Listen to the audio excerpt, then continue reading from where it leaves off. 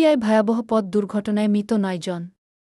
শুক্রবার ঘটনাটি ঘটে পুরুলিয়া জামশেদপুর ১৮ নম্বর জাতীয় সড়কের উপর পুরুলিয়ার বলরামপুর থানার নামশোল এলাকায়। একটি বোলেরো গাড়িতে করে পুরুলিয়ার বড়াবাজার থানার আদাবনা এলাকায় বিয়ে বাড়ি থেকে ঝাড়খণ্ডের নিমডি থানার তিলাইটাড ফিরছিলেন চালকসহ ৯ জন। মাঝপথে বলরামপুর থানার নামশোল এলাকায় অপর দিক থেকে আসা একটি টেলারের সঙ্গে মুখোমুখি সংঘর্ষ হয় বোলেরোটির। গুরুতর আহত অবস্থায় চালকসহ বোলেরো থাকা ৯ জনকে উদ্ধার করে নিয়ে যাওয়া হয় স্থানীয় প্রাথমিক স্বাস্থ্যকেন্দ্রে। সেখানে ৯ জনকেই মৃত বলে ঘোষণা করেন চিকিৎসকেরা।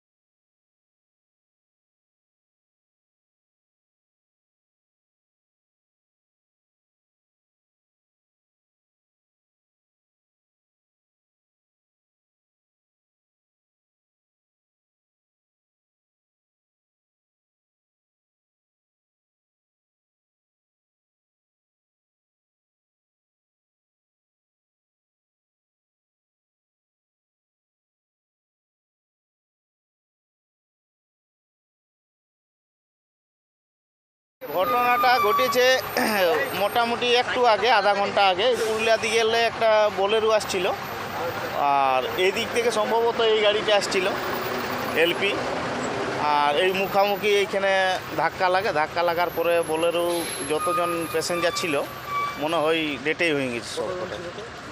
৯ জন। তারাকে সঙ্গে সঙ্গে এই বলরামপুর থানা থেকে পুলিশ আছে, ওরাকে উদ্ধার করে নিয়ে যায় হসপিটাল থেকে।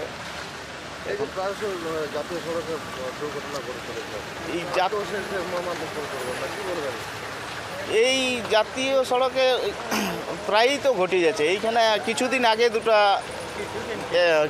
দুদিন আগে একটা মোটরসাইকেল অ্যাক্সিডেন্ট হলো, 2 জন এখানে ডেথ হয়ে গেল। তো এই জায়গাটাই, এই সামনেটাই প্রায় ঘটেই চলছে একটার পর একটা অ্যাক্সিডেন্ট।